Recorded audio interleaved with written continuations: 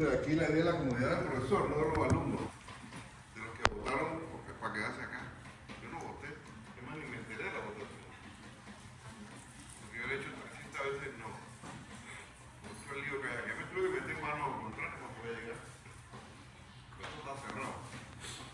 Bien, vamos a hablar de pulsionopéptica y de sagrado digestivo, la segunda clase. Mucho de esto tiene que ver, sobre todo con pulsionopéptica, básicamente es un tema de gastroenterología. ¿Ya vieron gastroenterología? ¿Cuándo le toca? ¿Cómo así? No hemos podido dar clase porque el doctor le sale en compromiso de urgencia. ¿Quién es ese? El doctor Adán, Anda, de Santo Domingo. está aquí.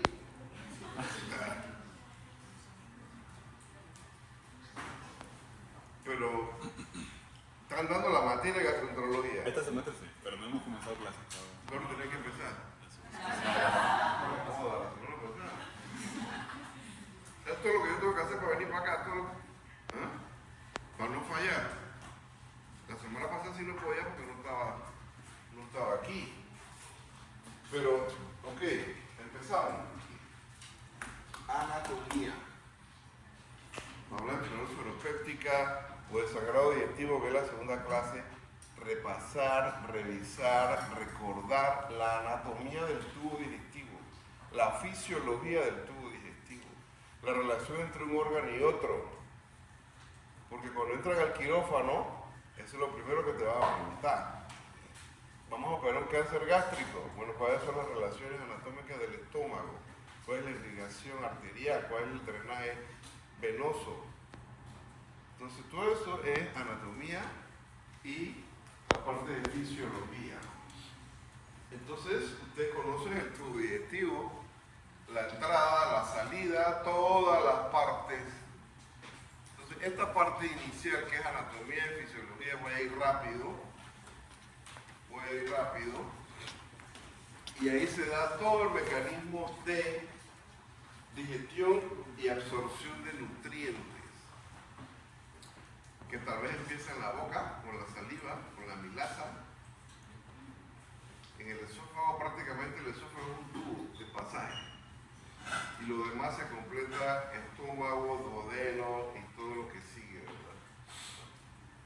Entonces, ustedes saben que allí tenemos el famoso jugo gástrico. Tiene muchas ondas. Hay otra conferencia que tal vez yo ya había metido una diapositiva de la fisiología gástrica, explicada desde el punto de vista de por qué a veces los pacientes en cuidado intensivo hacen retención gástrica, hacen distensión gástrica. Ahí hay como 5 diapositivas muy buenas, me acabo de acordar. Va a ser por otro semestre, de pronto se las doy, yo la tengo ahí, que explica los movimientos gástricos en partículas menores, en partículas mayores, el motor en el antro que genera todo esto, el fondo gástrico que básicamente es un recipiente, y cómo pues esos movimientos finalmente logran, es como un molinillo, un movimiento así, finalmente logran abrir el píloro para que esto cruce a la primera porción del duodeno, ¿verdad? El quimo. La mayoría de las veces está cerrado, pero hay muchas personas que por la presión intraabdominal pues se abre con más frecuencia y genera cierto reflujo duodenal hacia el estómago. Cuando usted coloca una sonda nasogástrica con la intención de colocar nutrición enteral y que cruce el píloro, de 100 intentos, solo 5 cruzan al duodeno. Los demás llegan y se regresan aquí y se quedan en cámara gástrica. Entonces eso es lo que les decía, ¿no? La parte anterior, superior, la mayoría lo ocupa el hígado. Del otro lado una porción del estómago y muy lateral del lado izquierdo está el vaso. Y en la parte posterior todo esto que vemos aquí, ¿no? Aquí tienes la cava, tienes la aorta. ¿Esto qué sería? ¿El qué? Es una cavidad, miren. Aumento. ¿Será? ¿No le parece duodeno?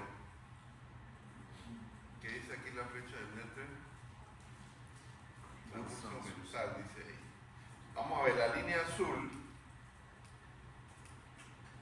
Hay una línea azul que va a aparecer ahí. Es lo que limita el retroperitoneo del peritoneo, de la cavidad peritoneal. El duodeno es intraperitoneal o es retroperitoneal. ¿El mayor porcentaje? El mayor porcentaje es retroperitoneal, acuérdense. Cuando abres la cavidad, pues tienes que levantar mucho lo que es el hígado, una porción, para poder verlo. La vena porta, acuérdense, la porta hepatis. Y aquí tienes, debería estar aquí, se ve mucho más grande en tomografía la vesícula biliar, mucho más grande. Depende si está llena o está vacía, ¿no? Llena de bilis.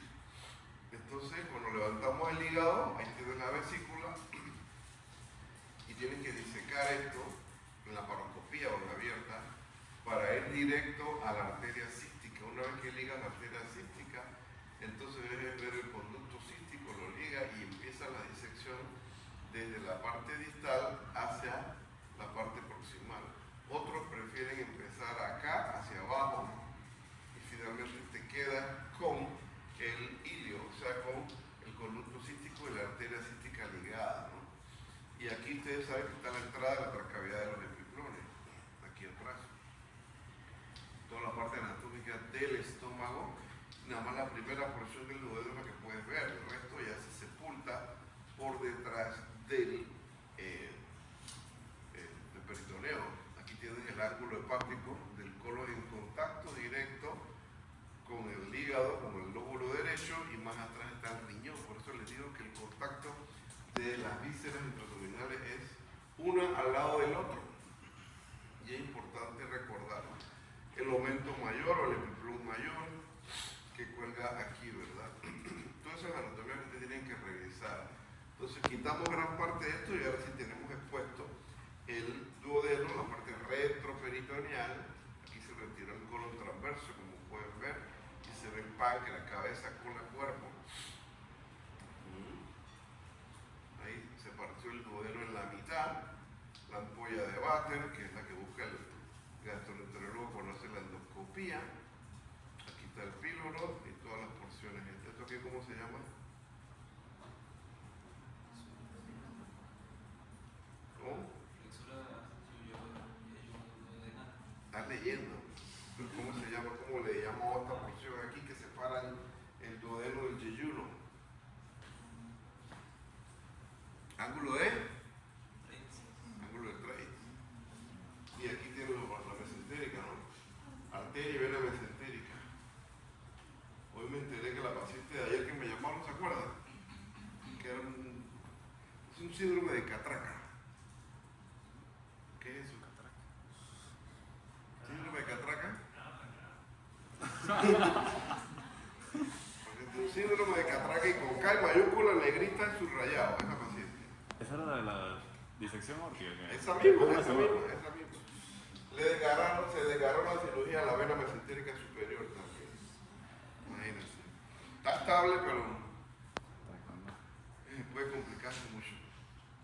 Se desgarró la vena mesentérica ayer. Y tuvieron que reoperarla a las 9 de la noche por sangrado, hemoglobina en 4, imagínense. Y volver a reparar la vena mesentérica. No entiendo si el riñón era el riñón izquierdo, cómo llegas a lesionar la vena mesentérica superior. Wow, para que usted vea, ¿no? Anatomía gástrica, estudiense bien la anatomía gástrica. La válvula de Gubarov, ¿para qué sirve? ¿Para qué sirve? Lo dice, no tiene que leerlo. Evita reflujo esofágico. Exacto. Ella se cierra aquí y evita el reflujo del esófago. A veces se debilita por obesidad, por mucha presión. Entonces sí puede venir reflujo. El ángulo de Is, ¿dónde queda? Aquí, número 2. Ahí está. Esa parte es interesante estudiarla y revisarla. Hay muchas enfermedades que no sabes si pertenecen al tórax o pertenecen al abdomen, pero están ahí, en esa unión de esófago gástrica. Y aquí, ¿cuál es la 1?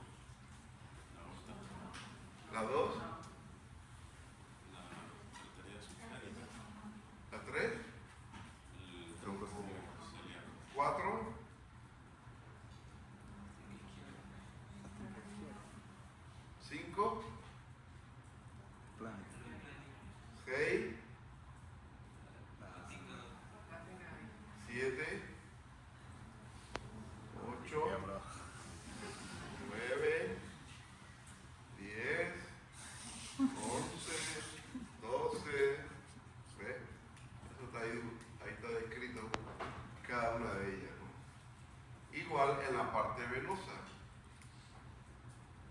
1,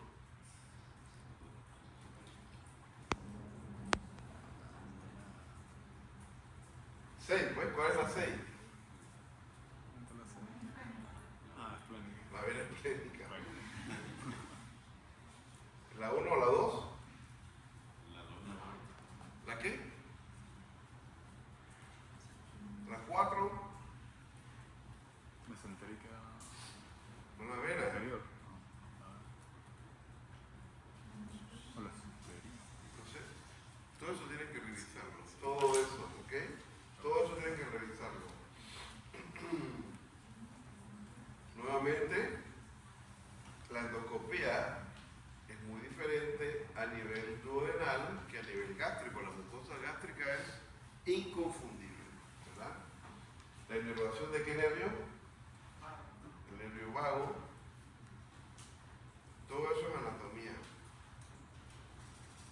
Y entonces están las famosas glándulas gástricas que producen un sinnúmero de secreciones, un sinnúmero. Miren las células que la componen: epiteliales, células B, células mucosas, células enterocromafín, neuroendocrinas, las células G, células parietales, células principales, aquí las células de grelina, pareciera un órgano endocrino, las paredes del estómago, ¿verdad? Y acá tienen entonces el pepsinógeno y la pepsina, arriba en la mucosa, el moco, para tratar de evitar que este ácido lo afecte.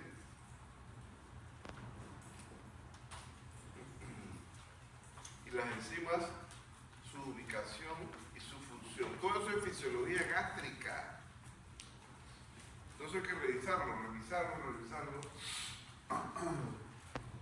¿Qué hay en la saliva? ¿Qué hay en el jugo gástrico? ¿Qué hay en el jugo pancreático? El que más tiene es el jugo pancreático, más enzimas. A nivel intestinal, el duodeno y yeyuno también. Y la función que hace, que es lo que degrada, ¿verdad? Proteínas, lípidos.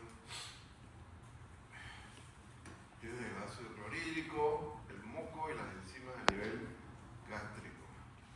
La renina, la pepsina, las lipasas, igual acá.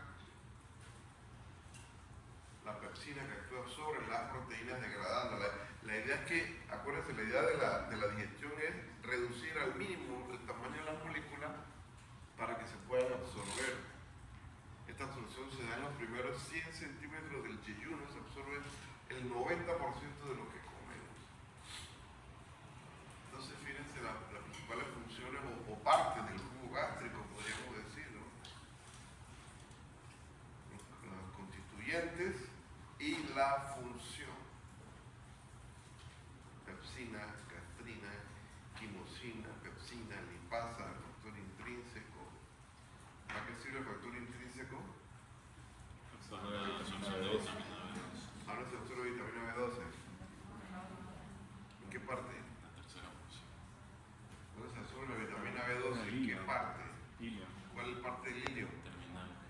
Hilio distal. Ahí es que se absorbe. Y si yo no tengo factor intrínseco, no se puede absorber la vitamina B12.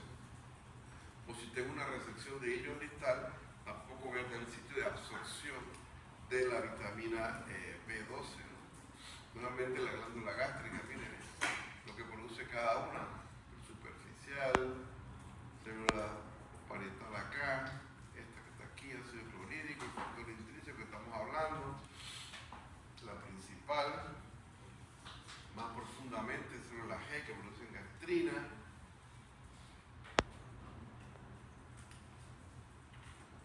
Más detalles, la ubicación y lo que producen, fíjense: moco, bicarbonato, ácido clorhídrico, el factor intrínseco, histamina, pepsinógeno, lipasa, somatostatina, gastrina. Y que estimula a que se dé esa secreción, que es la tercera columna. La misma diapositiva anterior, ahora el factor que genera el estímulo para que se libere esto de las diferentes células de la glándula célula gástrica. Otro resumen, el tipo de célula, dónde están ubicadas y lo que secretan. Todo eso para poder hacer la digestión adecuada. Entonces, cuando nosotros nos alimentamos hay un mecanismo nervioso, la visión, el olfato, a veces hasta escuchar que viene la comida y empieza la secreción gástrica, solo escuchar a veces. Y eso depende, por supuesto, de cuánto periodo de ayuno llevamos. Porque si tú acabas de comer, estás satisfecho y sientes un olor agradable de comida, pues no te estimula mucho a querer comer. Pero si ya llevas 8 horas sin comer y sientes un olor muy agradable de comida, por supuesto que empieza la activación, los mecanismos hormonales, con la gastrina principalmente, que se libera con el estiramiento de las paredes de la cámara gástrica. Entonces la motilidad tiene principalmente razones nerviosas y razones hormonales que favorecen todo este mecanismo gástrico de digestión, que es mucho más complejo de lo que creemos, ¿no? Y todo lo que secreta que hemos hablado ya. Fase cefálica, en la que estamos hablando en la primera, fase gástrica y fase intestinal. Entonces, cuando yo le pongo una sonda interior al paciente al estómago, me estoy saltando a la fase cefálica. O cuando la punta de la sonda llega directo al yeyuno, me estoy saltando a la fase cefálica y la fase gástrica. Y hay gente que dice que eso es dañino al metabolismo y absorción de nutrientes. Pero ¿qué hacemos? Si lo tengo intubado, sedado en cuidados intensivos, no le puedo dar comida por boca. Está sedado, no puede pensar en alimentación y tengo que nutrirlo. Entonces todavía no hay un medicamento que logre reemplazar estas dos fases iniciales y que no sea perjudicial al paciente, ¿no? Ahí está la cefálica, todo mediado por el nervio vago, miren. La gástrica y la intestinal. ¿Han escuchado hablar del eje intestino-cerebro? ¿Han escuchado hablar del segundo cerebro? ¿Cuál es? ¿Por qué? La cantidad de neuronas que existen en todo el tracto. ¿Qué tiene que ver eso?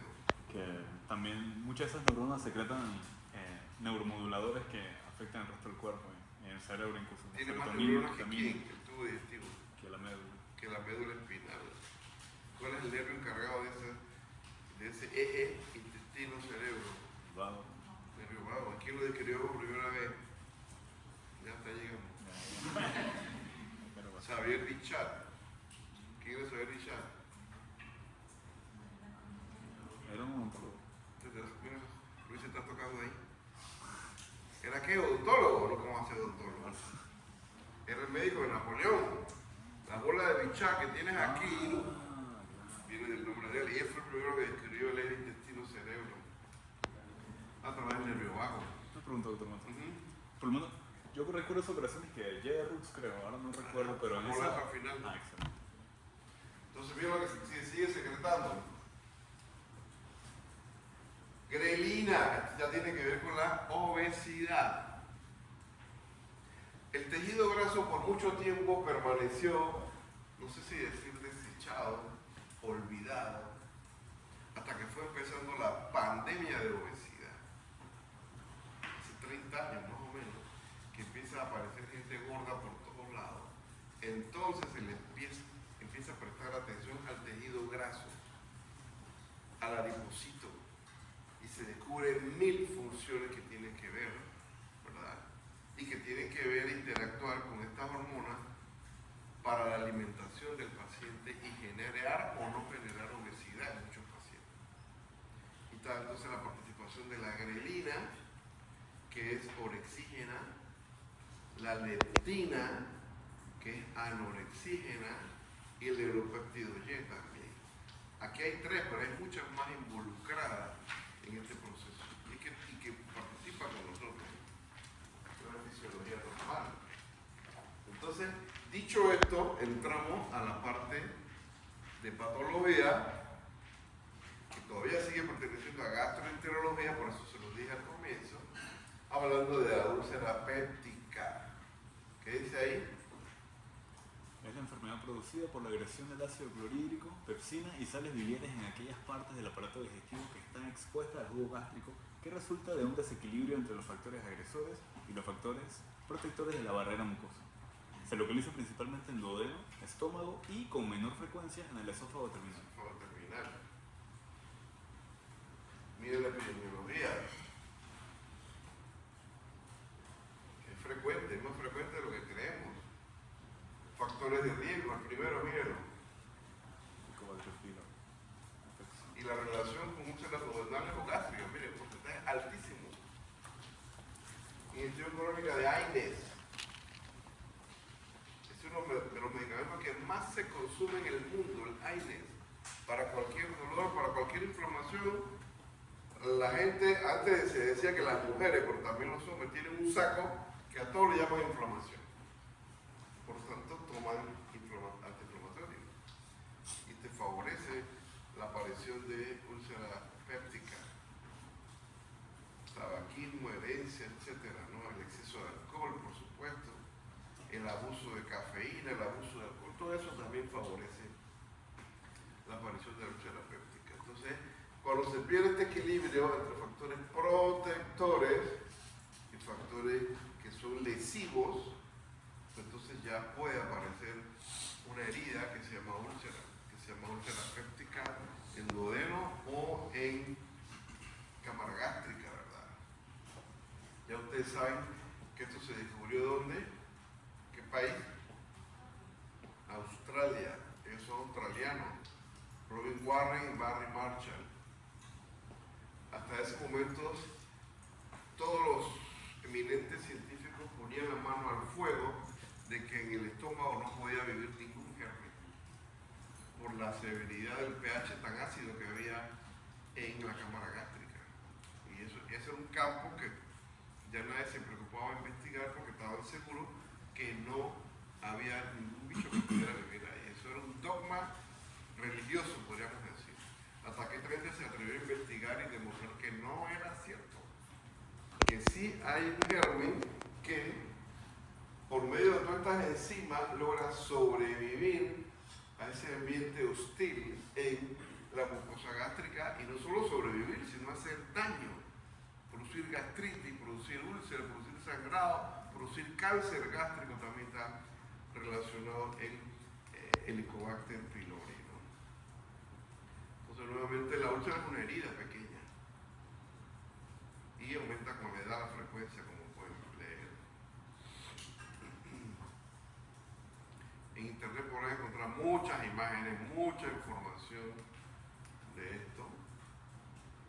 Aquí se trata de mostrar, inclusive reduce el grosor de la capa gástrica, de moco también, y genera una inflamación local que se va amplificando o perpetuando en el tiempo, y son las molestias que a veces se siente hoy jueves, luego el lunes, y paso del tiempo se va haciendo un poco más frecuente hasta que ya aparece la úlcera como tal, ¿no? 2005 entonces se gana el Nobel de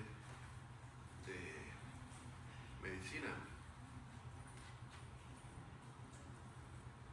En una época se llamaba Campylobacter pylori, pero por temas de taxonomía se cambió el nombre, entonces Helicobacter. Ya vieron la relación alta con úlcera duodenal o gástrica. Miren todos los mecanismos lesivos que le permiten sobrevivir allí. Mírenlo aquí cómo anda. Tinciones de plata, inmunohistoquímica, otro tipo de tinción. Muchas de estas son por biopsia, ¿no? Miren que tiene de 4 a 6 flagelos espiralizados, es gran negativo. Miren todas las enzimas que produce para mantenerse activo en la mucosa gástrica, ¿no? Todo lo que puede producir, que ya les dije, está relacionado de una u otra forma con la mayoría de eso que ustedes leen ahí. Más imágenes, mírenlo aquí. las fotos tratan de explicar pues lo que va ocurriendo en la mucosa gástrica. Por supuesto que hay una inflamación, que el primer paso es una inflamación. ¿Cómo se diagnostica? Serología. La mejor prueba es la prueba de aliento. Es lo más sensible y lo más específico. Segundo, puede ser serología. Hay pruebas también a nivel de heces, también se ha demostrado. Y por supuesto, histología a través de una endoscopía. Endoscopía. Por ejemplo, aquí tienes la serología, detecta lo que es la IgG, pero no me puede decir si es una infección actual, reciente o es antigua. Ese es el problema con esto. Lo mejor es la prueba de urea que les dije, lo más sensible, más específico. La prueba fecal de antígeno también tiene buena sensibilidad. Y la histología, pues, que es la biopsia, ¿verdad?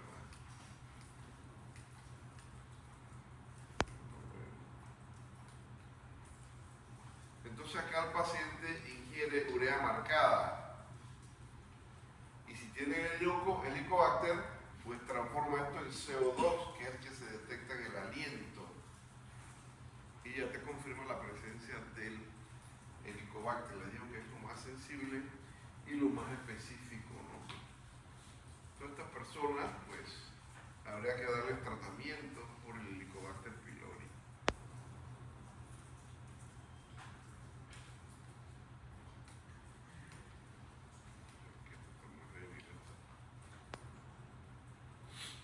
Ubicación de las úlceras.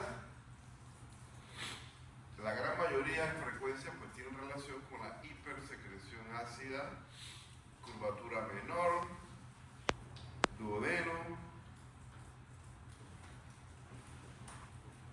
los AINES también,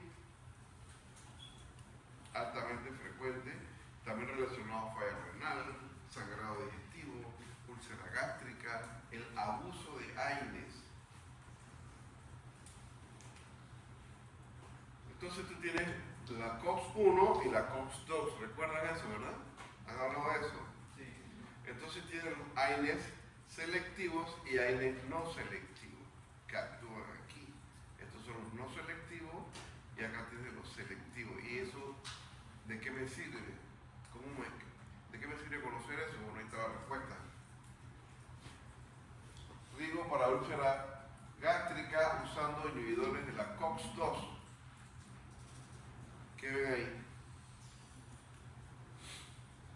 A favor de COX-2, a favor de los usuales no esteroideos. ¿Cuáles favorecen o cuáles reducen la aparición de úlcera gástrica? ¿En qué porcentaje? 79%. Alto, ¿verdad? Alto porcentaje. Eso en aparición de úlcera gástrica. Entonces, ¿cuáles son los COX-2? ¿Cuáles son los COX-1? Los COX-1 fueron los más antiguos, fueron los primeros. El famoso ibuprofen, que todavía se usa, pertenece al primer grupo. Ahí está incluida la aspirina, ¿eh? Entonces la aspirina es buena para evitar trombosis venosa o arterial. Arterial. Pero tiene el riesgo de afectar el estómago. Entonces los COX-2 tienen menor riesgo de gastritis, ya lo vieron. 79% menos según este metaanálisis. Y también tienen otro riesgo menor. Úlcera duodenal. ¿Cuánto?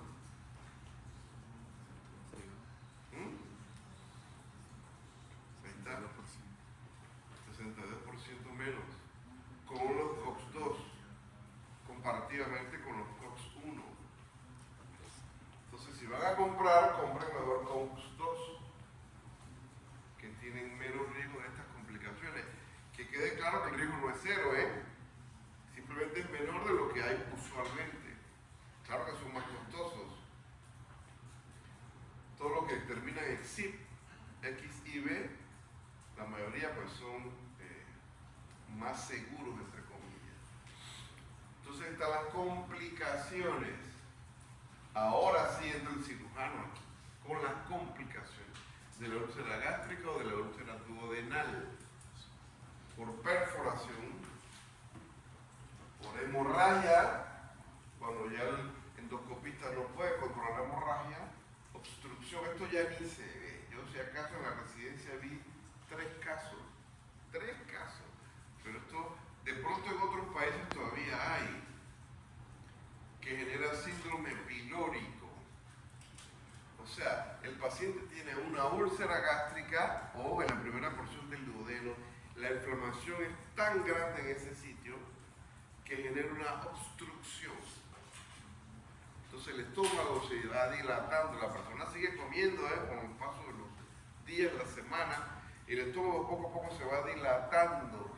Eso se llama síndrome pilórico. Pierde peso, se malnutre, y básicamente esa es la condición. Entonces es un estómago retencionista gigante, pacientes malnutridos, hay que hacer gastrectomía total a esos pacientes. Pero repito, yo no he visto más eso. ¿Por qué? Por el efecto de los medicamentos. Los primeros, los H2, anti-H2, como el primero era la cimetidina, este tal vez no habían nacido. Después apareció la ranitidina. Y después ahora tenemos ¿cuáles? Los inhibidores de bomba de protones. El primero el omeprazol, después los otros pantoprazol y muchos más que han salido. Esa lista de medicamentos ha logrado reducir la aparición de obstrucciones del síndrome pilórico asociados a úlcera duodenal principalmente. Entonces, mira los síntomas, cómo lo describen los pacientes. Dolor.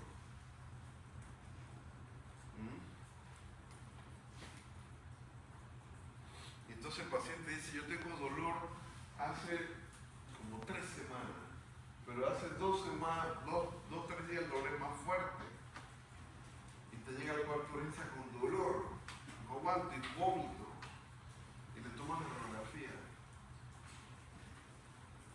¿Qué ve ahí? ¿Qué significa eso? Perforación de víscera hueca. Ahí está. ¿Para qué le pregunto si ahí está? ¿Y acá? No se les ocurre mandar al paciente para la casa, los mata, los botan del internado. ¿Y acá? Semejante cantidad de aire es muy raro que te lo dé una úlcera perforada gástrica duodenal, es muy raro. Semejante cantidad de aire puede ser de una víscera más grande, colon o útero en las mujeres. Te puede dar semejante cantidad de aire en ambos áreas subdiafragmáticas. Y en la úlcera gástrica el tema es la relación con cáncer gástrico. Entonces cuando uno entra a un paciente por una úlcera gástrica perforada, hay que tomar una biopsia del borde de la úlcera y mandarla al patólogo porque es probable que tenga relación con cáncer gástrico.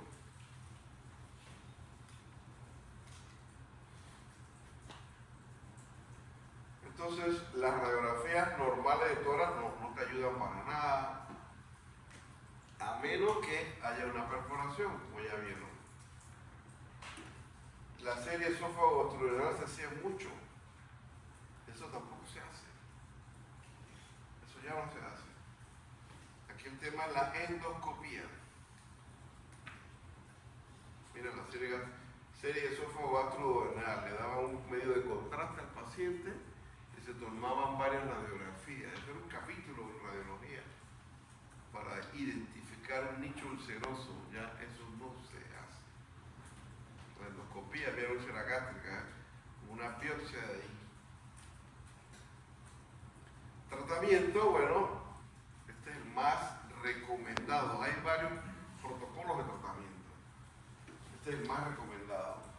4 medicamentos por un mes. Acuérdense que este es, ¿cómo se llama este? Pepto-Bismol. Otros medicamentos que puede tomar el paciente en otros periodos, pero para combatir el Helicobacter es esto. Aquí están, ¿ven? Varios. Inhibidor de la bomba de protones para bloquear la secreción de ácido gástrico. Aquí. Nuevamente las complicaciones es lo que vemos. La estrechez es lo que te lleva a síndrome pilórico por inflamación persistente de una úlcera duodenal o gástrica, más bien duodenal, ¿no?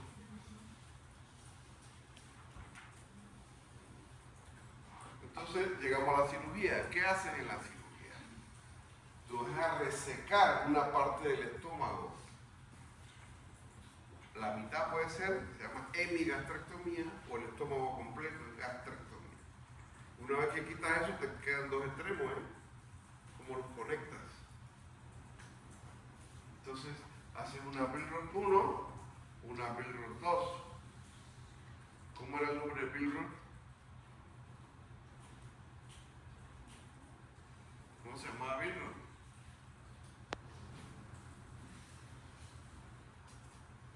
Tienen que saber. Búscalo, compadre. Tienen que saber.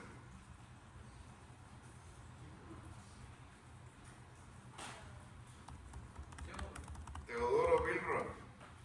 Entonces él es el que propone la 1 o la 2 al duodeno o al yeyuno. Vagotomía, se hacía mucho vagotomía también. Uf, ya no se hace eso. Vagotomía, cortar completamente el vago, pero entonces se detiene el vaciamiento gástrico y se dilata el estómago. Entonces no, mejor vamos a hacer la selectiva, o sea, las ramas distales del vago. Y en algunos casos todavía, vamos a hacerla entonces ultra selectiva. Y la disección era con microscopio para ver los filetes del vago, y eso no se hace. ¿Ven? Ahí está, miren. Porque el problema estaba aquí, en el antro, que el problema es principalmente el molinillo que genera el vaciamiento gástrico. Entonces, nuevamente acá, nervio vago. Mira acá, esta es una vagotomía troncada, acá arriba. Y esta parte es lo que se resecaba, ahora no. Entonces está una Billroth 1 o una Billroth 2.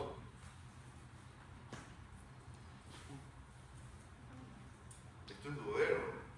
Entonces, Billroth 1. Acá, duodeno, Billroth 1. Billroth 1. Y esta es la Y de Ruth me estaba preguntando, al yeyuno. Entonces, ¿cómo se hace eso? Ok.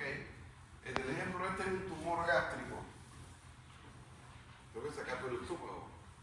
Corto aquí, corto acá. Y saco la pieza. ¿Verdad? Tengo dos extremos.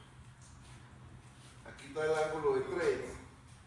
Cuento 40 centímetros y hago un corte aquí. Entonces este extremo C lo llevo allá arriba y lo uno el A con el C. Y el B lo uno al resto del intestino delgado. Aquí lo pueden ver la reconstrucción. En la parte distal, que es el C, lo subo y lo conecto acá arriba. ¿Verdad? Esófago, yeyuno. Luego, la parte proximal del yeyuno la conecto acá abajo. ¿Verdad? Entonces, la secreción biliar y pancreática que va a seguir drenando aquí al duodeno, viene acá y se une aquí con la comida que viene bajando de acá, que yo como. A veces se reconstruyen, se hace como una bolsa, ve ustedes como un giro, para tener por lo menos como un recipiente un poquito mayor, parecido a un estómago muy pequeño. Y aquí tengo el muñón duodenal, esto se llama muñón duodenal. Entonces, ¿qué ocurre? Si el peristaltismo aquí es muy lento, o él tiene que ir contra la gravedad hacia arriba del drenaje, mucha secreción biliar y pancreática y también duodenal se acumulan aquí. se puede dilatar mucho el marco duodenal y esto estalla. Y lleva un cuadro de sepsis y eso sí es un dolor de cabeza, shock séptico y cuantas cosas. Otras veces se hace lo que se llama una descarga de Brown, que es unir, apenas cruzas del ángulo de Trail, unir otra porción acá y tener dos áreas de drenaje, la primera y la segunda, para tratar de descomprimir esto acá. Otra también es abrir aquí el yeyuno y meter un tubo de succión. Eso se llama yeyunostomía. Yeyunostomía retrógrada o anterógrada. Retrógrada porque está en contra del peristaltismo. Anterógrada porque va a favor del peristaltismo y este se usa para nutrición. ¿Me están siguiendo? Pregunta. Tengo una pregunta. De la gastrectomía, ¿qué tan probable es que proceda a un síndrome de Down? Ocurre, y eso depende de la ubicación. El síndrome de dumping es, y eso ocurre con gastrectomía, hemigastrectomía.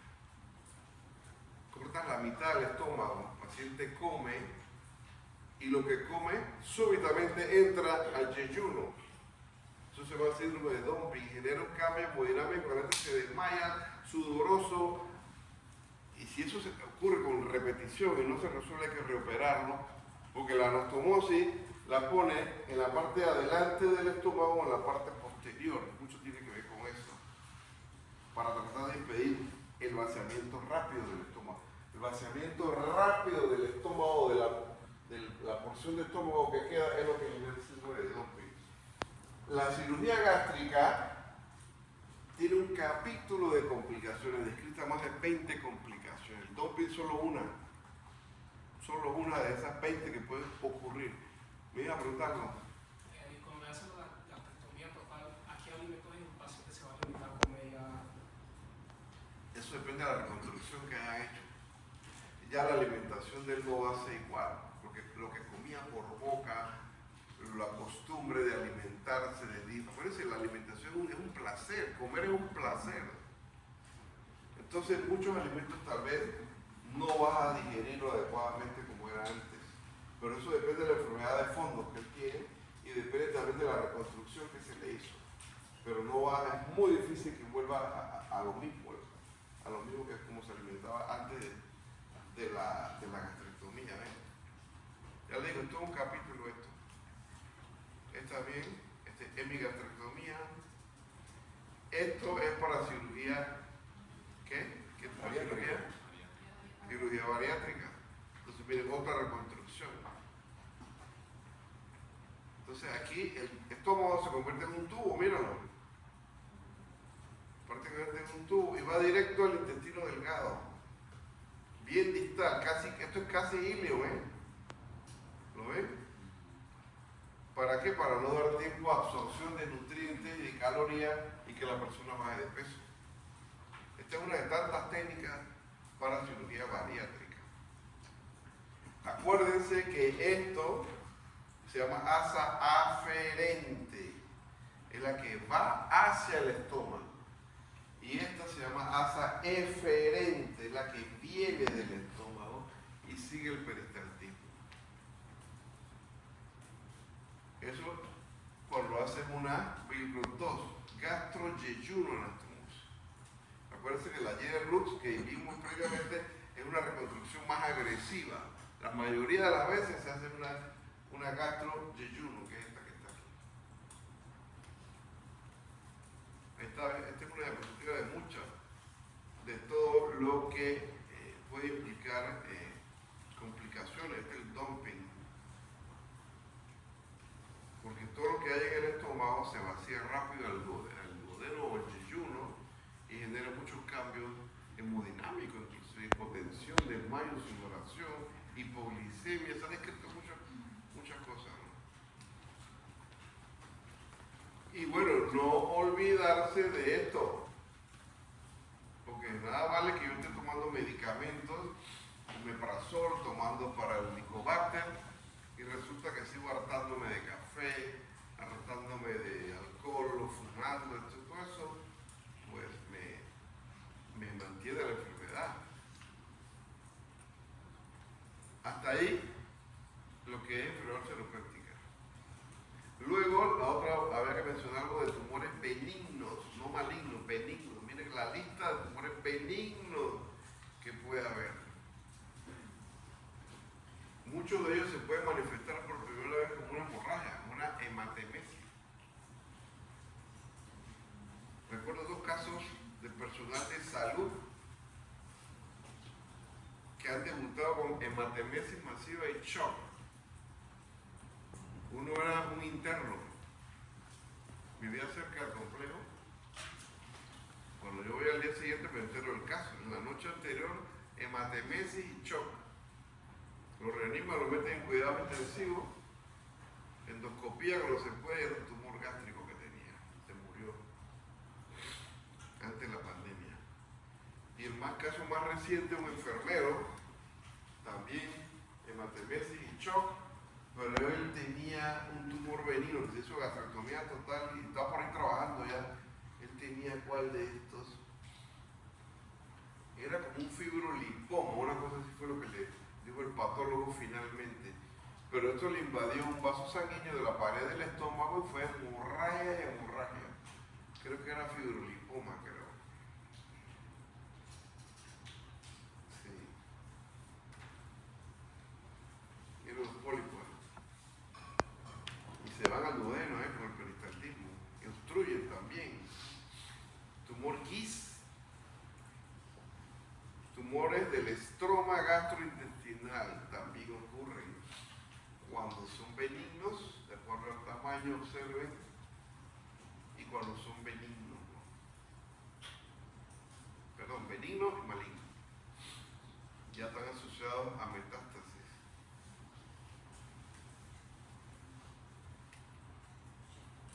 Endoscopía, conocen endoscopía, ¿verdad? Déjame ver si se suma el volumen.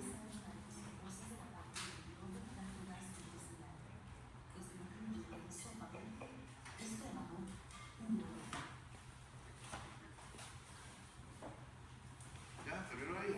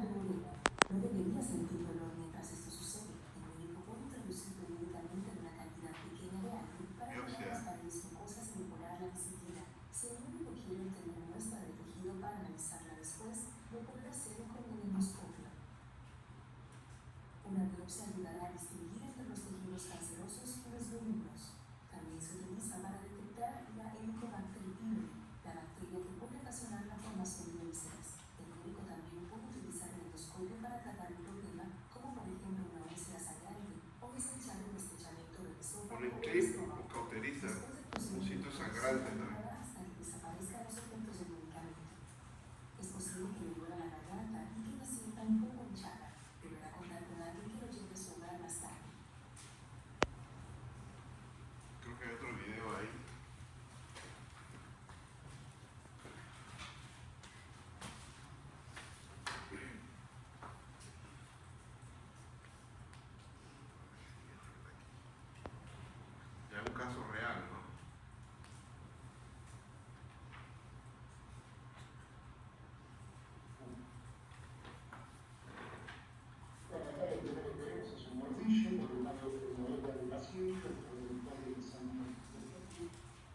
Dale, adelante.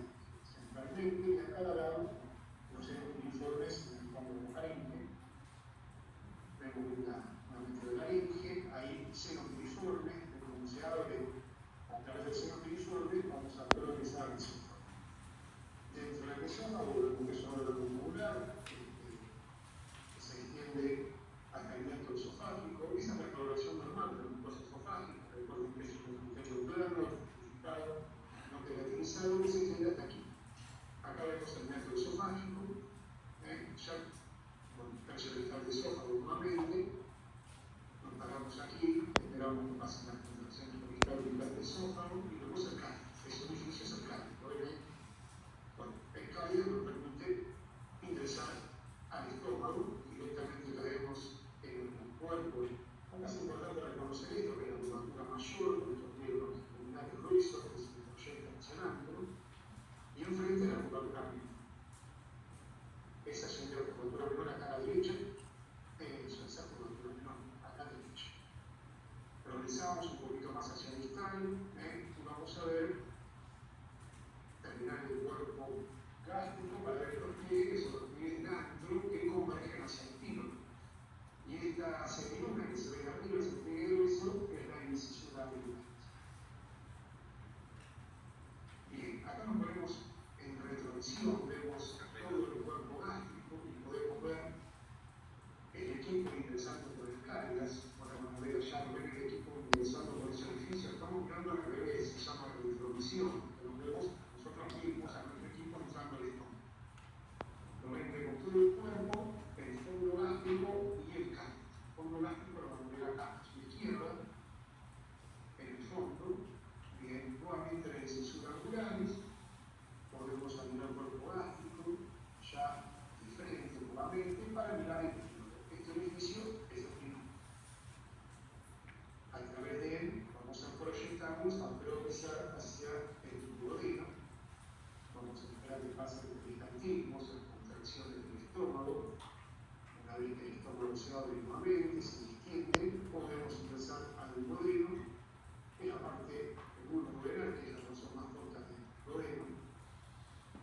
Bien, nuevamente en el estómago, volvemos a pasar por el píloro, volvemos a entrar al duodeno, y ahí lo tenemos abajo de la mamilla duodenal. Esa curvita es la mamilla duodenal, la pasamos y pasamos a la segunda porción Es duodenal. diferente al estómago, ¿no? Muy diferente. Característicamente los pliegues circulares caracterizan al cuerpo duodeno y gran parte del intestino delgado proximal. Es un hemisferio sensado. Y acá a la izquierda lo que ven esa pequeña protuberancia, que es a la izquierda abajo de la papila o de apoyo de Vander.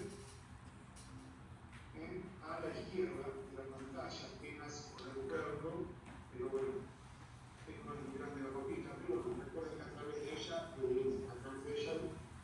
va a desenvolver el producto colédoco y el producto de hueso local. Ponemos el estómago, volvemos al píloro nuevamente y adentro. Bien. Vamos volviendo hacia el cuerpo gástrico. Allá en el fondo vemos otra vez.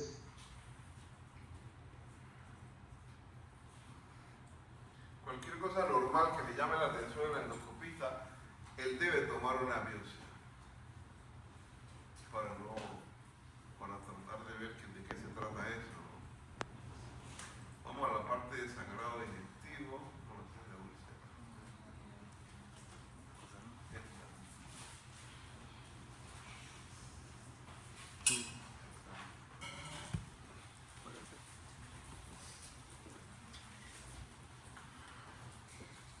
¿Tienes sueño? ¿Cuál es la respuesta?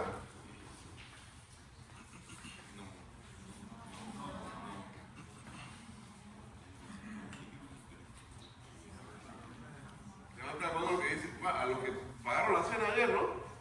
¿La apuesta? ¿Se la pagaron? No se la pagaron. ¿Qué pasó? Pagó la vez. Vamos a otra apuesta hoy. Levanta la mano lo que dice sí. Luis, ¿tu nombre? Américo. ¿Nombre?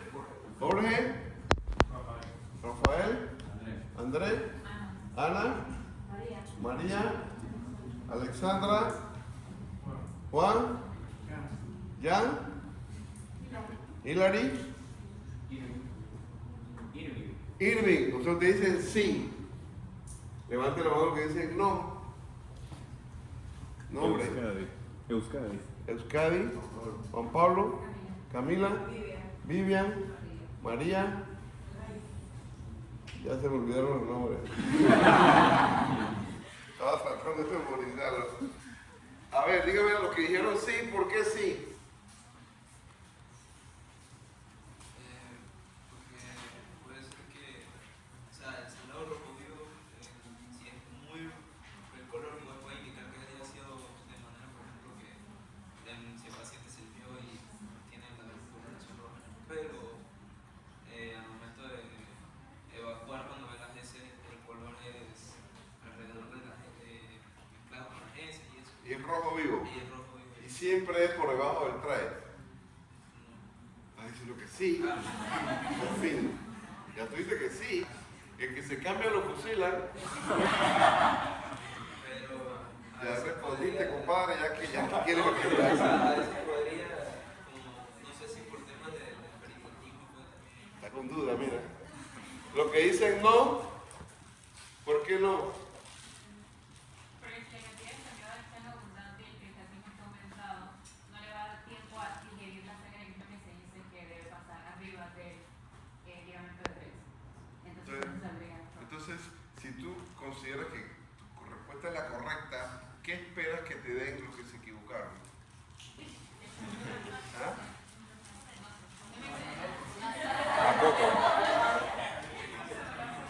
El barco de su ¿El café? De Starbucks.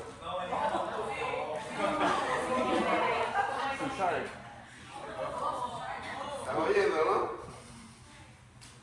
Todo depende del peristaltismo. Hay gente que tiene peristaltismo aumentado y si el sangrado es profuso, eso sale rápido vía rectal. En medicina, acuérdense algo, la palabra siempre es riesgosa. Siempre es riesgosa. Cuando algo dice siempre, dúdenlo. Siempre hay excepciones. Muy pocas a veces o muchas. Entonces esa es la razón. Ahora, del punto de vista anatómico, ¿cuándo decimos que el sagrado es alto o el sagrado es bajo? Sí, antes o después del ligamento. Sí, el ligamento de 3. Ajá. ¿Quién era 3? ¿Cómo se llamaba 3? Todo eso tienen que saber. Baclá, ¿de dónde era? ¿De dónde era Baclá 3? Era patólogo. El ligamento empieza en el esófago, y baja y engancha en los dedos. República Checa, que antes se llamaba Checoslovaquia. ¿Y en qué año se separó? ¿Después qué? No, fue. Claro que fue más en un guerra mundial, claro. Fue por el muro de Berlín, ¿En qué año? ¿Cuándo se creó el muro de Berlín? en el 89. 89-90, y esto fue en el 93. Se separó en 2 países. ¿Cuáles son? República Checa y Eslovaquia. La capital de la República Checa Praga. y Eslovaquia. Bratislavia. Todo eso tienen que saberlo ustedes. Entonces miren la diferencia entre hematemesis, hemoptisis, vómitos en borras de café, melena y hematoquesia. Por lo general, un sangrado digestivo alto, el paciente evacúa negro, como alquitrán, maloliente. Pero si el peristaltismo es muy rápido, sale rojo. ¿Ve? Usualmente, sangrados que se originan por debajo del ligamento de Treitz salen bastante rojos. Pero hematoquesia es como un vino, rojo vinoso decimos. Muchas veces relacionado a divertículos del colon. ¿Ya dieron enfermedad diverticular del colon? Tampoco. Bueno, ahí viene la mayoría de las veces. Entonces tienen diferentes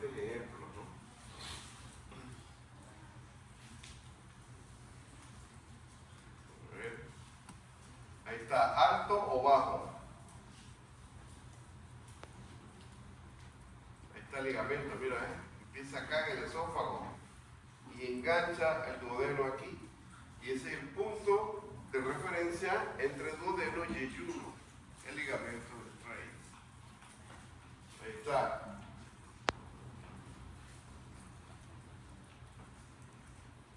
¿Cómo se llama el río al lado de Praga? Todas las ciudades europeas tienen un río al lado. ¿Cómo se llama? El río Moldava. Entonces, causas de sangrado, muchas, miren los porcentajes.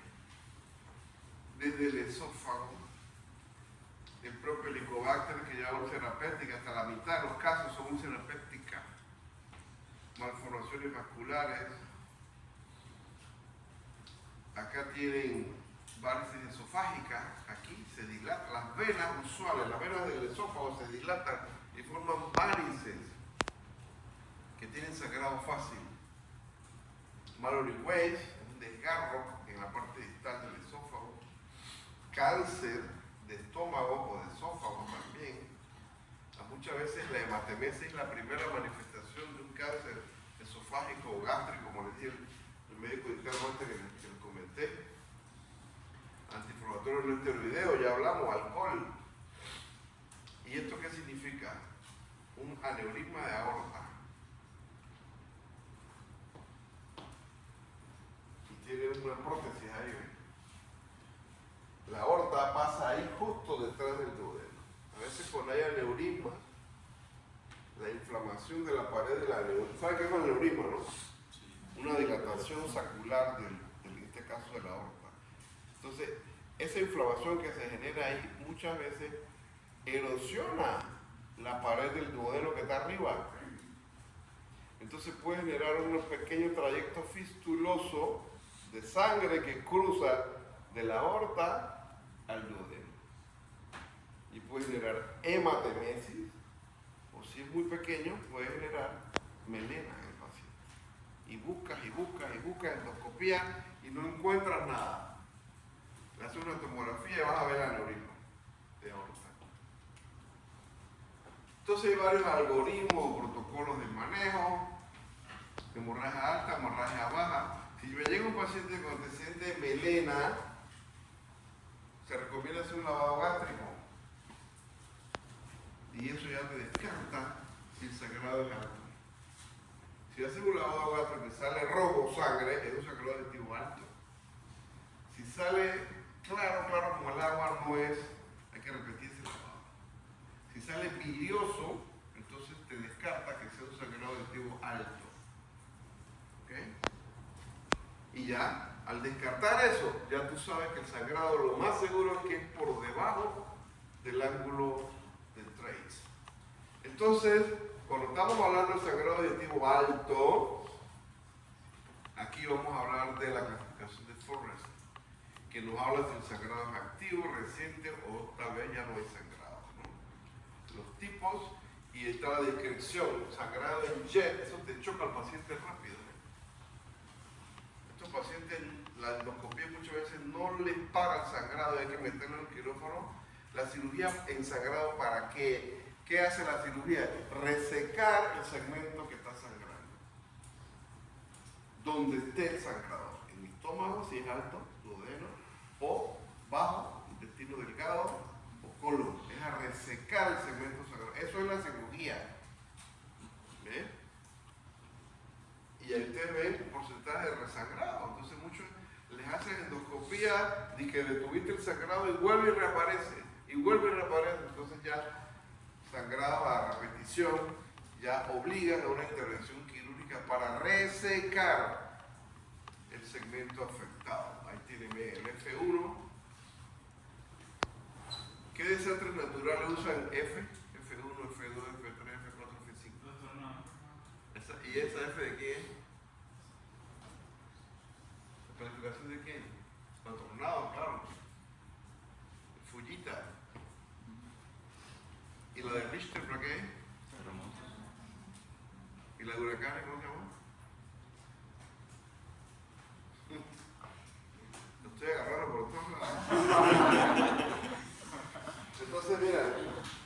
la endoscopía, ya dijimos que los dos primeros la posibilidad de resangrado es alto. Entonces el endoscopista, que por lo general es el gastroenterólogo, ¿qué hace? Esto es lo que hace para tratar de detener el sangrado.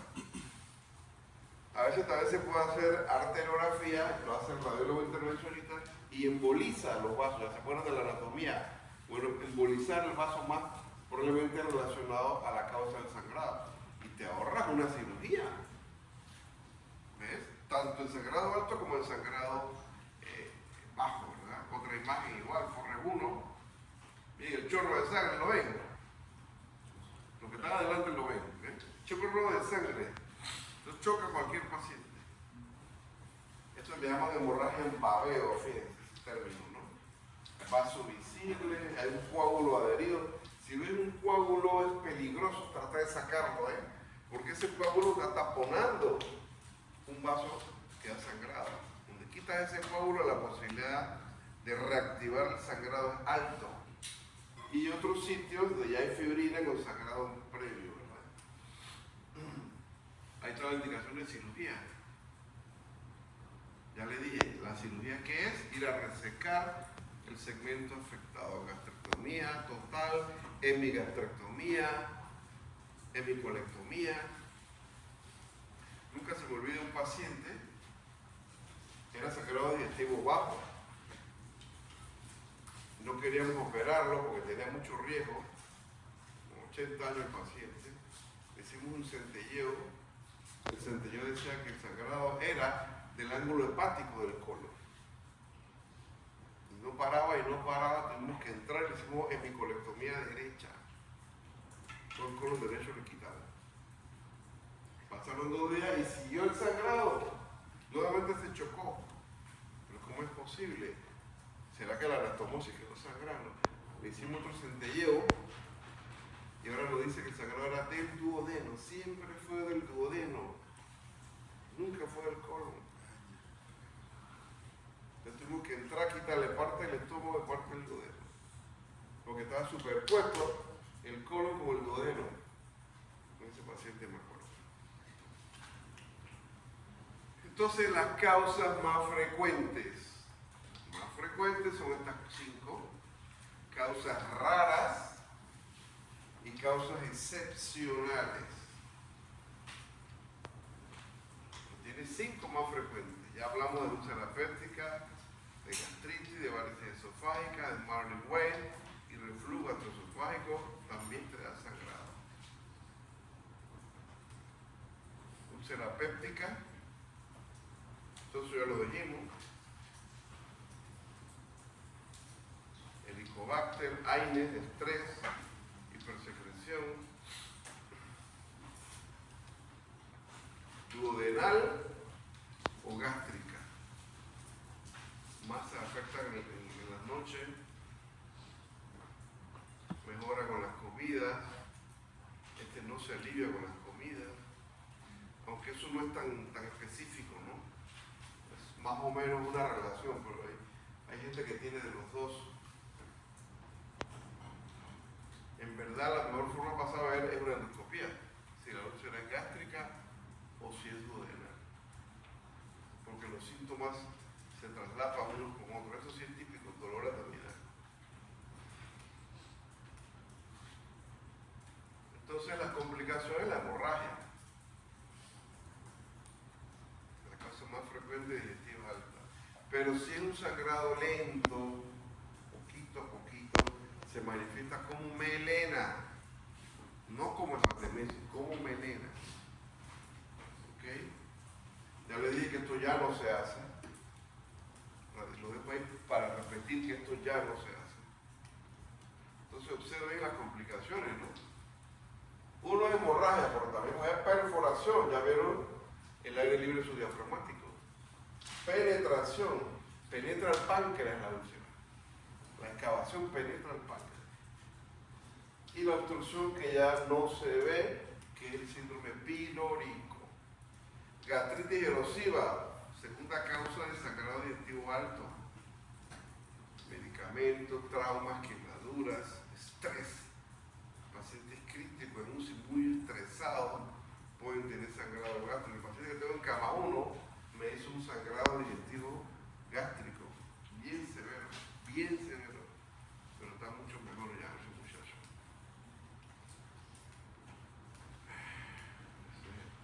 Miren, gastritis erosiva, es como un raspado de toda la mucosa gástrica, todo sangrado. Le pone el endoscopista cauteriza aquí y sangra acá. Entonces tiene que demorarse ahí lavando para ver si se detiene, porque si esto no se detiene hay que hacer una gastrectomía.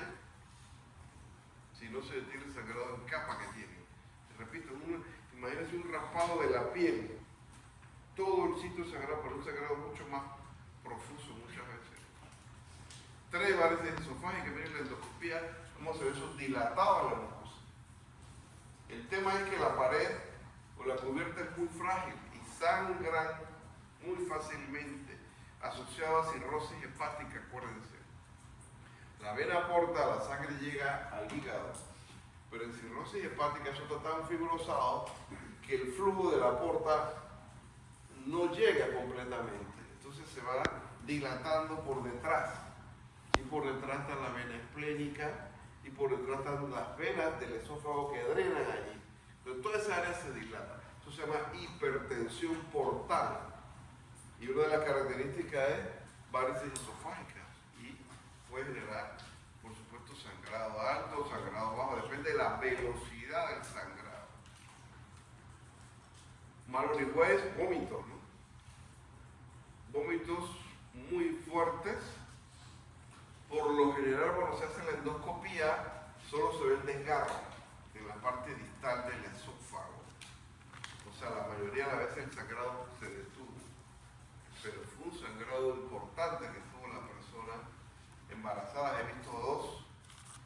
Y las 2 veces, pues cuando se hace la endoscopía, ya no hay sangrado afortunadamente.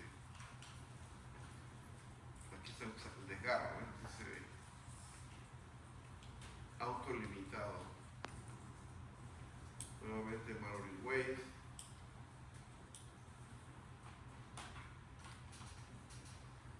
Reflujo gastroesofágico. Entre las más frecuentes, esta es la más infrecuente. Acuérdense que la mucosa del esófago no está preparada para recibir semejante ácido gástrico que sube del estómago.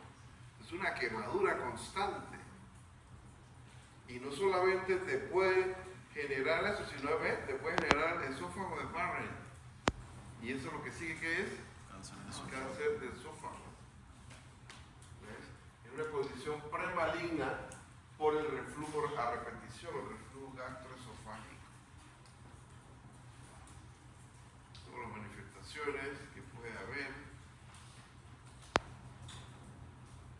Cáncer esofágico. Cáncer gástrico, ya les dije, puede ser la primera manifestación de un cáncer gástrico, una hematemesis o una melena. Todo depende de la velocidad del sangrado.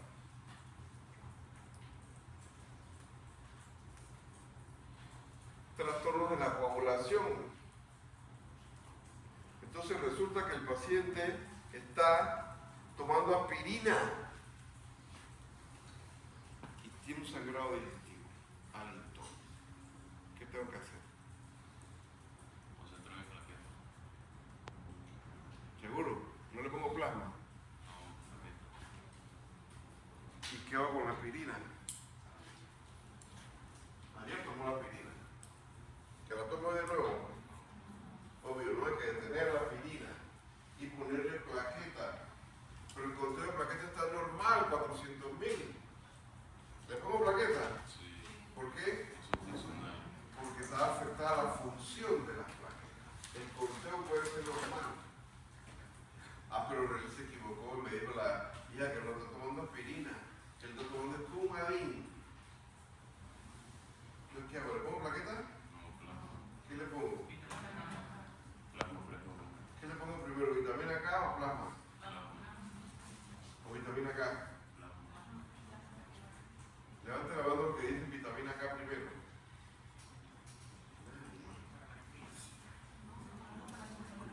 Están tomando Coumadin. warfarina, ¿no? 5 miligramos. Entonces le pongo ¿qué? Plasma o vitamina K. ¿Qué le pongo? El momento de equivocarse es ahora, ya les dije. Cuando tienen el diploma no se puede equivocarte. ¿Qué le pones? Vitamina K. ¿En qué tiempo actúa la vitamina K? No, ¿en qué tiempo? 3, 4 días. Y está sangrando ya. Tengo que poner plasma ya. Claro que le pongo vitamina K para inhibir el efecto del fumadín, pero repito, ese efecto lo vas a ver 3, 4 días después. El problema del plasma es que es mucho volumen.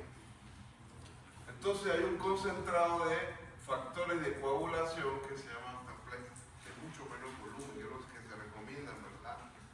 Cuando tienes el efecto del fumadín. Y entonces, ¿qué pasa si el INR? ¿Qué significa INR?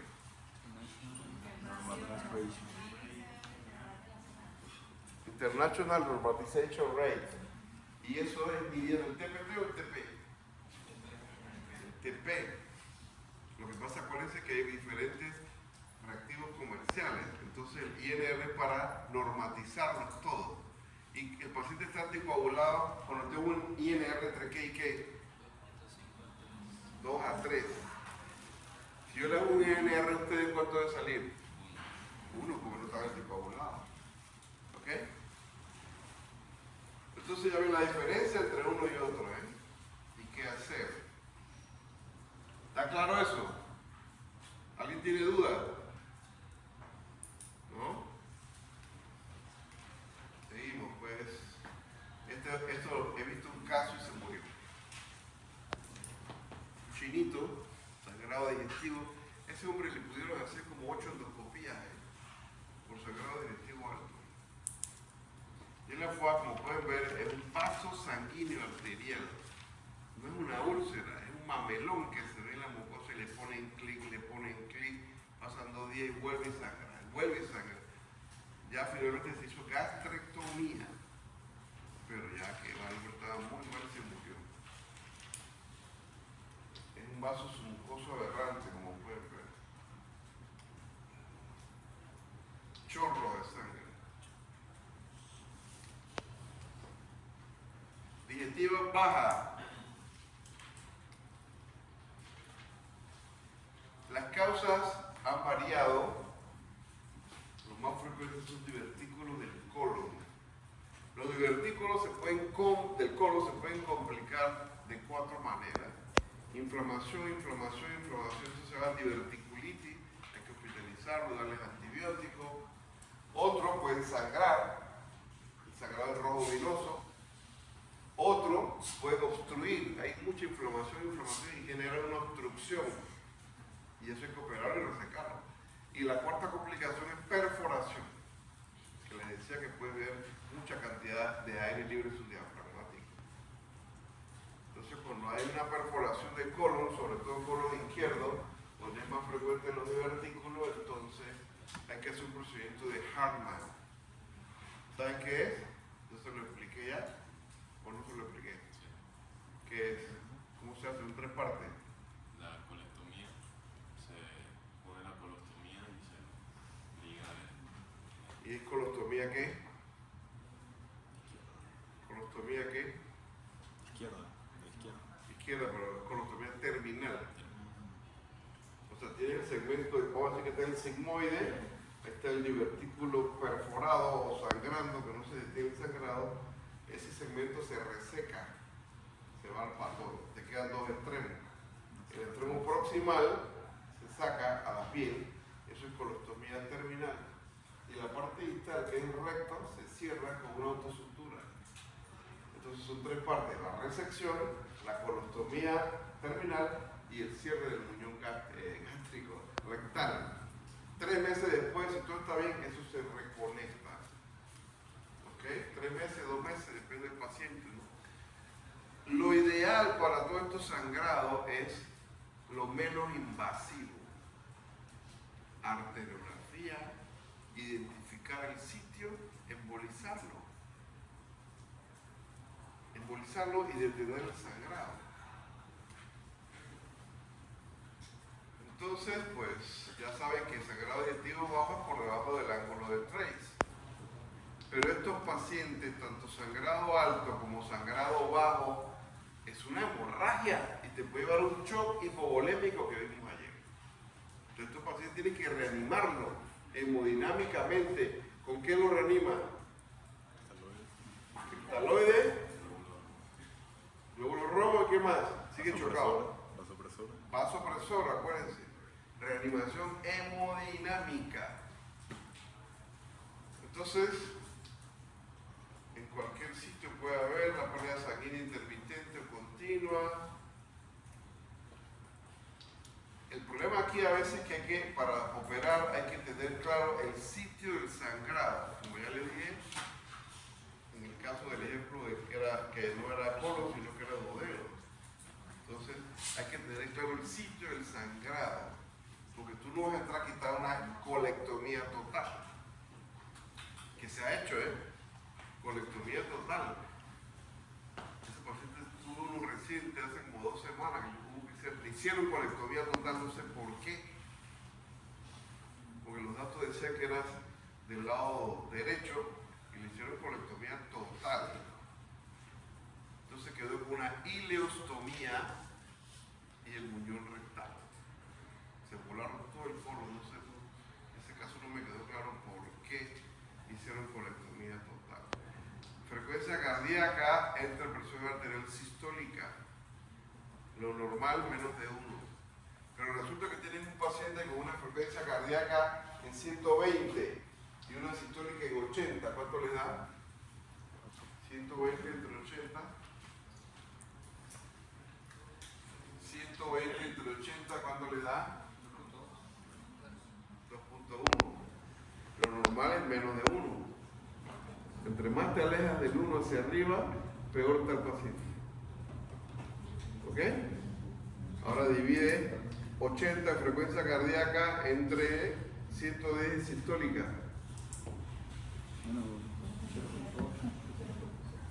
Menos de 1. ¿Ok? Facilito.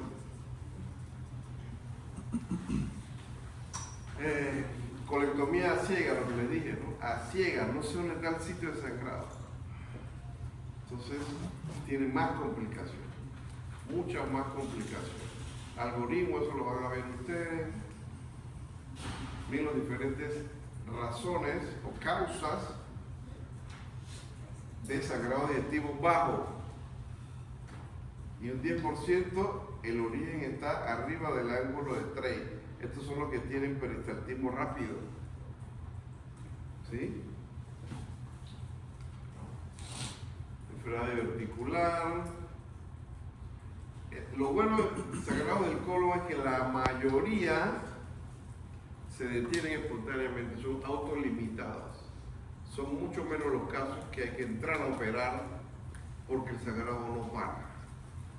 Es más frecuente eso en el sangrado alto, pero en el sangrado bajo la necesidad de cirugía para detener el sangrado es menor.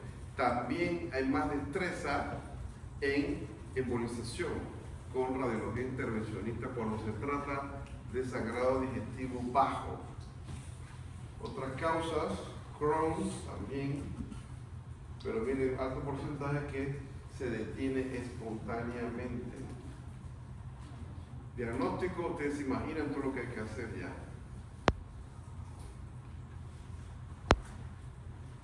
Pero localizarlo durante la cirugía, ya tienes el abdomen abierto, pues es riesgoso.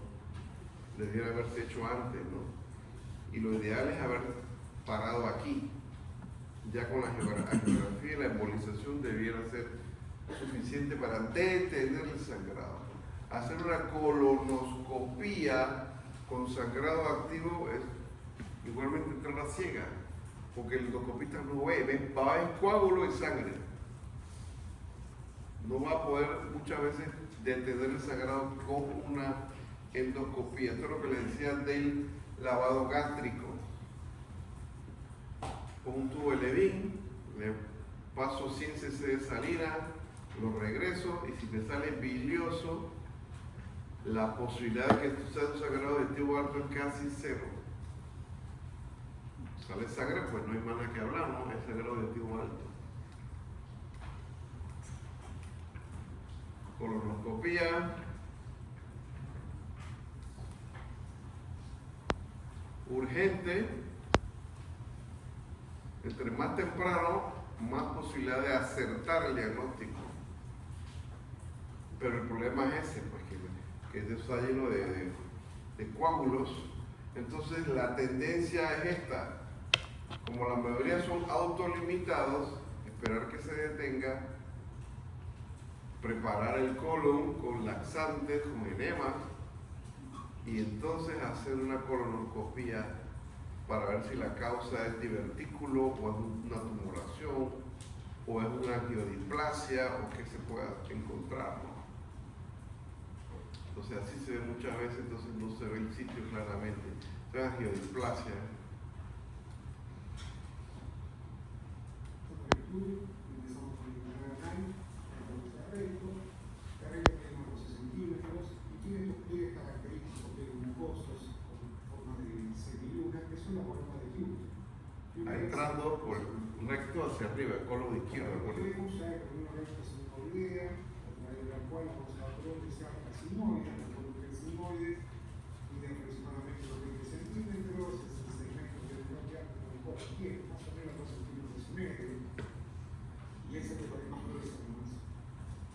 Regresamos con el sinoides para entrar al colon descendente, ya colon izquierdo. El colon izquierdo tiene mayor diámetro, tiene más o menos unos 30 centímetros, tiene estos pliegues circunferenciales, mucosos, que se llaman afros, que caracterizan a todo el colon. Lo que podemos sacar es un pólipo de colon, este es un adenoma de colon. Esto es una biopsia. O si pueden resecarlo, lo resecan de una vez. Ese es un hallazgo importante, ya que nos permite resecarlo y hacer prevención de cáncer de colon. Este pólipo es supraventilado, mide más o menos 2 centímetros. Bueno, lo vamos a resecar posteriormente. Miren que no hay heces, porque ha sido lavado el colon con laxantes, con enema. Para acercarlos al que será el ángulo esplénico del colon, ¿sí? Acá está el ángulo esplénico. El ángulo esplénico nos permite progresar al colon transverso. Esplénico, acuérdense. De forma triangular que lo caracterizan y mide el colon transverso más o menos. Se usa para acá. En total, lo que vemos acá ya es el ángulo empático del colon. Se ve morado Que van a ver por el hígado.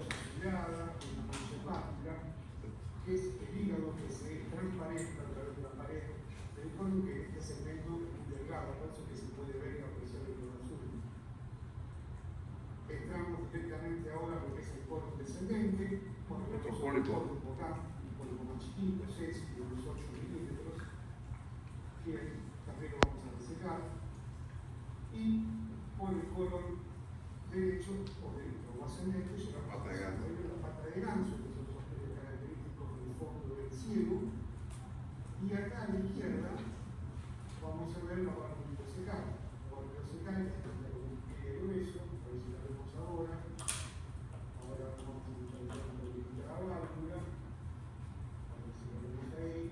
Ahí está la válvula secal, porque es el organismo, ¿sí? Bien. Entonces ya llegó la colonoscopía hasta el ciego, hasta la válvula iliocecal. Hasta ahí se llega, ¿verdad? Cuando tiene una válvula iliocecal funcional, es que se mantiene bien separado la parte del ilio distal del colon. Cuando tienes una válvula iliocecal disfuncional, entonces se encuentra abierta, entonces hay una comunicación continua entre el ciego y el ilio distal, ¿no? Entonces viene el centello con tecnecio para diagnóstico de sitio de sangrado digestivo. Y todo esto depende de la velocidad del sangrado. Si la velocidad del sangrado es menor, pues no es capaz de detectar el sitio de sangrado. Entonces todo esto depende mucho de la velocidad del sangrado, como les dije, ¿no? Pero en verdad la arteriografía sería lo mejor, porque tiene la posibilidad de tratamiento, se te lleva solamente el diagnóstico del sitio, arteriografía con embolización, te hace diagnóstico y tratamiento por ahí mismo, y te ahorras una cirugía en el paciente, una hemicolectomía o tal vez una ecolectomía total, ¿no? Angiografía de 0.5 mililitros por minuto. Y se ve el sitio del escape, ¿no? Tiene un chorro ahí, ¿ves? Y acá también. 0.07 con el angiocardio también, pero el tema aquí es que no puedo hacer el tratamiento, ¿no? Transoperatoria, pues ya le dije, es al azar, entonces uno ve el sangrado hasta dónde llegó o de dónde se originó y de pronto ahí hace la resección, pero tiene su riesgo. También hay algoritmos de manejo, todo empieza con el lavado gástrico, acuérdense, colonoscopía, la que se puede colocar, paso necesitas un colon preparado para ver mejor la mucosa, todo esto se puede utilizar o inyectar, microespirales inclusive.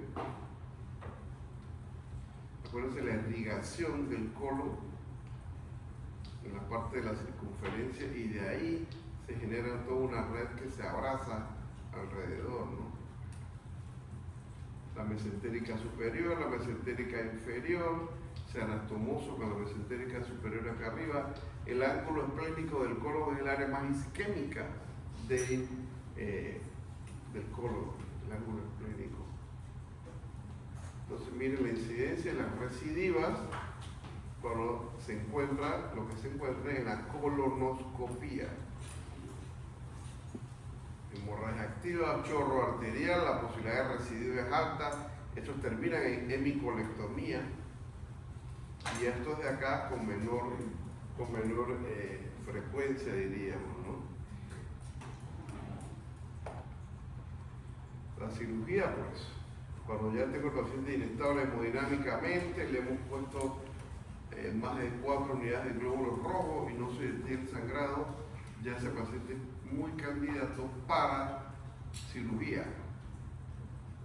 Entonces, no es lo mismo un procedimiento electivo que un procedimiento urgente. Entonces, la posibilidad de complicaciones es mayor cuando se trata de procedimientos urgentes. Algunas preguntas que pueden tener, yo diría que aquí sí, por supuesto, reemplaza la cirugía. Si la embolización es exitosa, eso es lo que queremos para no hacer un procedimiento agresivo. Manejo. Quiero llegar a la parte final de esto, ¿no? Esto es lo que te tienen que saber hacer en sangrado digestivo alto o bajo o inclusive en cualquier sangrado. Reposo absoluto, nada por vía oral, lavado gástrico en caso de sangrado digestivo, oxígeno, sangrado digestivo con omeprazol, esta es la infusión, laboratorio, omitir los anticoagulantes o la aspirina en caso de que esté tomando. Las normas dicen transfundir cuando el valor es 7 o menos. Si es 7 o más, no transfundir. A menos que sea un paciente con isquemia cardíaca o isquemia cerebral leve, eso sí hay que tener hemoglobina mayor. Transfundir plaquetas, plasma, octaplec, vitamina K, ya lo hablamos. Cristaloide por 2 venas periféricas o vena central. ¿Sí? ¿Seguro? Sí. Arteria central, ya dijimos que podemos empezar por vena periférica y después ya le ponen un central, ¿no? Si no está en shock, nutrición parenteral, vasopresor, esta es la dilución que empezamos. Si no es suficiente, lo doblamos a 32 miligramos, ese es el objetivo. La endoscopía y la cirugía, que sería el último paso. Creo que esa es la última ya. Ok, preguntas, comentarios.